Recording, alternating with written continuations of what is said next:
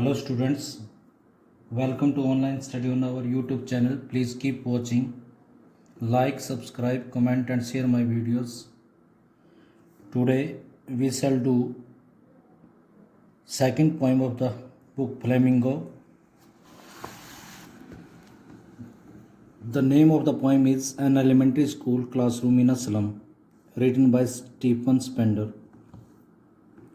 First of all, let's read about the poet.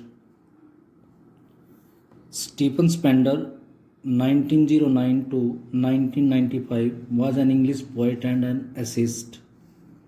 Stephen Spender, जिसका जन्म 1909 में हुआ था और 1995 में उनकी डेथ हो गई, एक इंग्लिश पोइट और एसेइस्ट था. He left University College Oxford without taking a degree. उन्होंने ऑक्सफोर्ड का जो यूनिवर्सिटी कॉलेज था बगैर डिग्री लिए छोड़ दिया. And went to Berlin in 1930, और वो बर्लिन चले गए 1930 में. स्पेंडर टूक अ कीन इंटरेस्ट इन पॉलिटिक्स. कीन मीन्स होता है घर. स्पेंडर पॉलिटिक्स में बहुत ज़्यादा रुचि लिया करता था. And declared himself to be a socialist and pacifist. और उसने अपने आप को एक सोशलिस्ट मतलब सामाजिक कार्यकर्ता और एक पैसिफिस्ट पीस लवर डिक्लेयर कर दिया. Books by Spender include poems of dedication, the age of being, the creative element, the struggle of modern and an autobiography, world within world. ये स्टीफन स्पेंडर के works हैं. In an elementary school classroom in a slum he has concentrated means होता है focused on themes of social injustice and class inequalities. इस poem में Stephen Spender ने social injustice और class inequalities के theme पर फोकस किया. मतलब वो सोसाइटी में बताना चाहते हैं कि कैसे लोगों को सोशल इनजस्टिस को और क्लास इनइक्वालिटीज़ को फेस करना पड़ता है. और यहाँ पर जो एग्जाम्पल लिया गया एक एलिमेंट्री स्कूल क्लासरूम का लिया गया, एक स्लम में. स्लम मीन्स होता है एक बस्ती, झुग्गी झोपड़ी. वहाँ पर एलिमेंट्री स्कूल, एलिमेंट्री मतलब प्राइमरी स्कूल, छोटे बच्चों का जो स्कूल होता है, उसके बारे में डिस्कशन है. Let's read the poem. Far far from gusty waves these children's faces. These मतलब स्लम चिल्ड्रंस. ये जो स्लम चिल्ड्रंस के जो फेसेस हैं, far far from the gusty waves. Gusty means होता है वाइंडी स्टोर्मी वेव्स, मतलब ओपन एरिया से बहुत दूर रहते हैं ये बच्चे. मतलब they don't have open atmosphere where they can live. Like rootless weeds. Children के फेसिस को कंपेयर किया गया है वीड्स से. वीड्स होते हैं अनवांटेड प्लांट्स, रूटलेस, जिनके कोई रूट नहीं होते, बेस नहीं होता. तो ये स्लम चिल्ड्रन को बेसलेस बताया गया है, उनके फेसिस को रूटलेस वीड्स की तरह, मतलब फेस जो दिखाई देते थे. Like rootless weeds the hair, rootless weeds की तरह उनके जो हेयर है torn round their pallor. Pallor मतलब जो होता है जो फेस है ना, फेस पे भी उनके पेलनेस है. पैलर मीन्स होता है पेलनेस. अब वो आगे एग्जाम्पल्स के द्वारा प्रूव करेगा. The toll girl with her way down head. एक वहाँ पर उस क्लासरूम में एक लड़की बैठी हुई है, टोल गर्ल है, हाइट उसकी टोल है. वे डाउन हेड है. वे डाउन मीन्स होता है ट्रबल्ड, डिप्रेस्ड हेड है. She is depressed. मतलब there is a tall girl whose head is down because of difficulties, troubled, sufferings, etc. The paper seeming boy with rat's eyes. एक वहाँ पर paper seeming boy मतलब होता है very thin boy with rats eyes. Rats eyes means होता है eyes bulging out, moving out. ऐसे लग रहा है कि जैसे आंखें बाहर निकल जाएंगी रैट की तरह. The paper seeming boy with rat size. यहाँ पर एक दूसरे लड़के के बारे में बात की गई है. ये पहले टोल गर्ल के बारे में, फिर पेपर सीमिंग बॉयज़ के बारे में. पेपर सीमिंग बॉय है. पेपर सीमिंग से आपको क्या पता चलता है कि वो किस चीज़ के विक्टिम्स होंगे? वो विक्टिम्स हैं मेल नरिशमेंट के, कि उनको खाने के लिए भोजन नहीं मिलता. They don't have enough food to eat. The stunted unlucky heir of twisted bone. फिर इसके बाद एक दूसरे लड़के के यहाँ पर मेंशन किया गया. स्टंटेड मीन्स होता है ड्वार्फ्ड, अंडर डेवलप्ड. स्टंटेड मीन्स होता है ड्वार्फ, बहुत बौना, अंडर डेवलप्ड. अनलक्की मतलब अनफॉर्चुनेट. आर मीन्स होता है सक्सेसर, उत्तराधिकारी. ऑफ ट्विस्टेड बोन्स, मतलब उसके जो फोर फादर्स थे, उसके जो एंसेस्टर थे, they suffer from a disease called twisted bones. तो सो इस स्टंटेड अनलकी हायर को भी वो जो ट्विस्टेड बोन्स की जो बीमारी थी वो लग गई थी। Reciting a father's gnarled disease his lesson from his desk. यहाँ पर आपको समझने की ज़रूरत है कि वो जब वो अपने लेसन्स को रिसाइट कर रहा अपने डेस्क से बैठा हुआ, तो साथ साथ में जब वो उसको एक्सप्लेन करेगा, चैप्टर को रिसाइट करेगा, तो उसकी जो बीमारी है उस बीमारी को आप लोग व्यू कर सकते हैं, देख सकते हैं। तो साथ में अपने फादर की नाड़ डिजीज़, नाड़ मीन्स होता है नोटी डिजीज, ज्वाइंट की जो डिजीज़ होती है उसको भी रिसाइट कर रहा है, उसको बता रहा है कि वो एक ही suffering from a disease, inherited disease, जो उसके फादर भी, उसके जो एंसेस्टर थे वो भी सफ़र किया करते थे, यानी उनको आज तक वो उस बीमारी से उनको छुटकारा नहीं मिल पाया। तो you have seen a tall girl, a paper swimming boy and a stunted unlucky till now at back of the dim class unnoted sweet and young। फिर एक लड़का और है, डिम क्लास है, क्लास का एटमॉस्फेयर देखो, क्लास का atmosphere कैसा डिम है, डार्कनेस है, there is no place for light in their room. तो वहाँ पर डिम क्लास में एक पीछे वन अननोटेड, अननोटेड का मतलब होता है अनहियर्ड, अननोटिस्ड, जिसकी तरफ किसी का ध्यान नहीं गया, एक स्वीट सा यंग सा लड़का भी बैठा।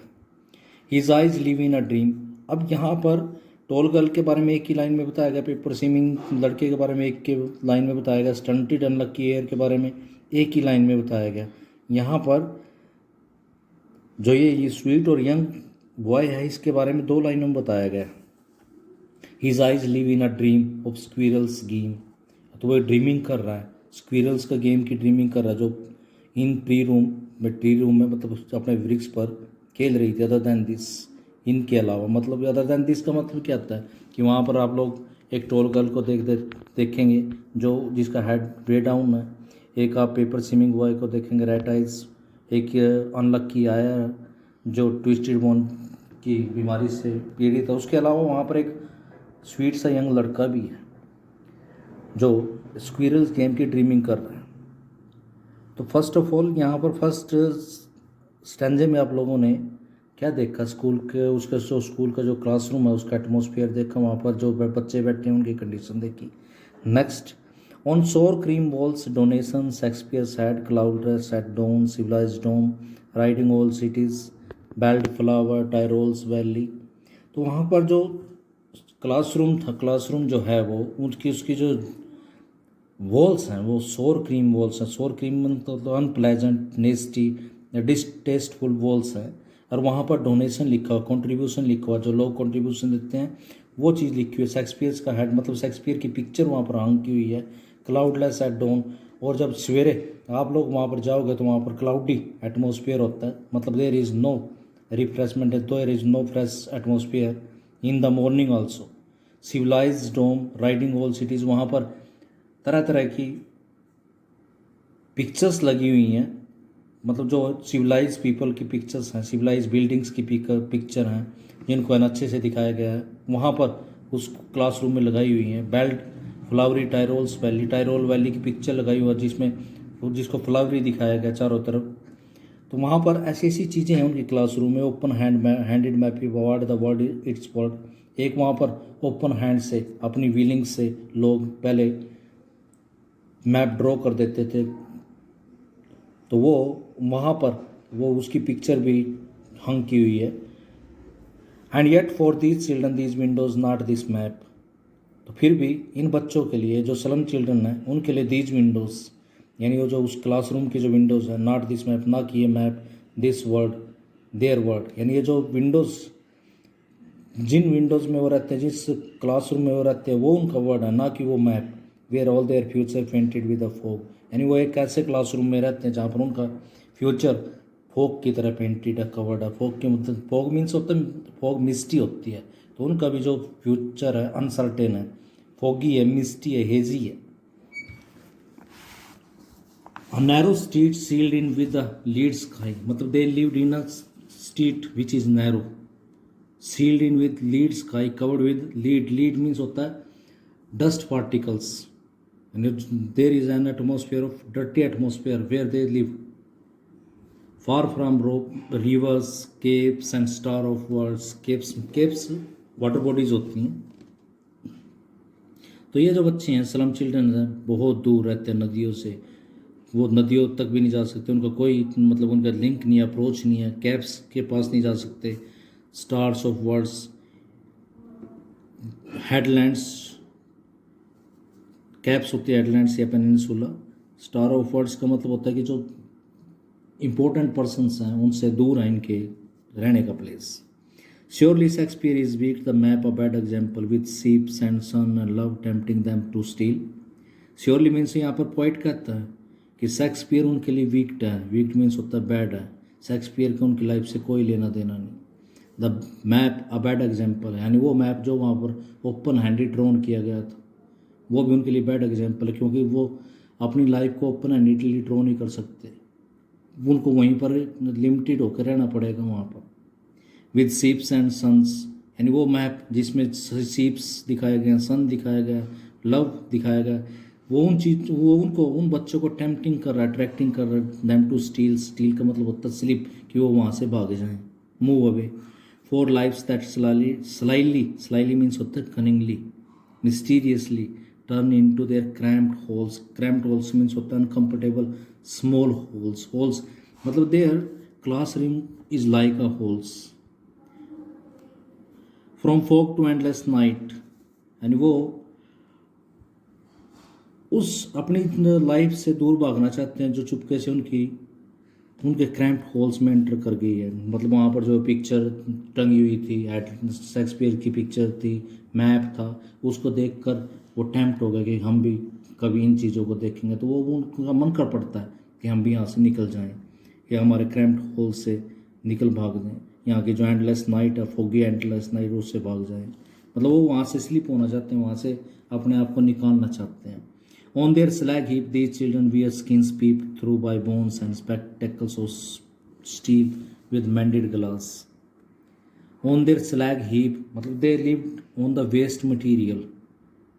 उनके आसपास का जो एटमोसफियर है, आसपास की जो सराउंडिंग है, वहाँ पर वेस्ट मटेरियल के हीप लगा हुआ है, वहाँ पर वो बच्चे रहते हैं। These children wear skins, ये बच्चे ऐसी स्किन्स पहने हुए हैं, मतलब उनकी स्किन्स ऐसी हैं, पीप थ्रू बाय बोन्स, मतलब उनको बोन बाय बोन हम चेक कर सकते हैं, उनको देख सकते हैं। मतलब they are victims of malnourishment, उनको अच्छे से खाने को भी नहीं मिलता। And spectacles of steel with mended glass, और वो स्पेक्टेकल्स ऑफ स्टील वियर करते हैं जो मैंडेड ग्लास के हैं, यानी they don't have money to buy another new glass like bottle beats on stones. यानी ऐसे मतलब उनके जो स्पेक्स हैं, जो स्पेक्टेकल्स ऐसे लगते हैं जैसे बोतल के बीट्स हो, छोटे छोटे टुकड़े हों जिनको पत्थर के ऊपर फेंक दे, मतलब उनकी जो बॉडी है वो पत्थर की तरह दिखाई देती है।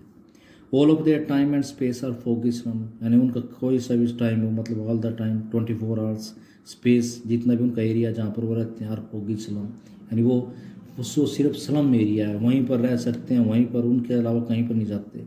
सो blot their maps with slum as big as dooms, तो उनका जो वो मैप वहाँ पर टंगा क्लासरूम में जो हैंग किया हुआ, वो उनकी जो वो स्लम है वो एक ब्लॉट की तरह, एक मार्क की तरह, एक पैच की तरह है। एज बिग एज डूम, मतलब एक ऐसी है जो एक डूम की तरह है, डूम की तरह, लास्ट डे, डिस्ट्रक्शन डे की तरह। Unless governors inspector visitor, this map becomes their window, and these windows that shut upon their lives like catacombs break open till they break the town and sow the children to green fields and make their word run as your own gold sands, and let their tongues run naked into books, the white and green leaves open history there whose language is the sun. तो यहाँ पर poet governor को, inspector को, visitor को ये कह रहा है कि इस मैप को उनकी विंडो बना दो, इससे पहले कि कहीं वो ये ना कर दे जो विंडोज़ उनके ऊपर बंद हैं, shut up on like catacombs, graveyard की तरह, वो उन विंडोज़ को तोड़कर अपने आप ही बाहर ना निकल आए। दे ब्रेक द टाउन, यानी वो इस शहर को ना तोड़ दे। तो उससे पहले कह रहे कि उनको show the children to green fields, इन बच्चों को, इनके बच्चों के लिए अपॉर्चुनिटी पैदा करो कि वो भी ग्रीन फील्ड्स में ग्रीनरी एटमॉस्फेयर में जी सके, make their world run azure on gold Sands, मतलब उनके संसार में भी ऐसी अपॉर्चुनिटी, ऐसे चांसेस क्रिएट करो कि वो भी गोल्डन सैंड्स पे दौड़ें, रन अज्योर, अज्योर्स को मतलब अंडर द ब्लू स्काई दौड़ें, and let their tongues run naked, मतलब उनको भी they should have the freedom of expressions, यानी उनको भी बोलने का अधिकार होना चाहिए, वो भी अपने आप को बुक्स में एक्सप्रेस कर सकें। The white and green leaves open, यानी वाइट बुक्स को वो भी रीड कर सकें, एजुकेशन ले सकें।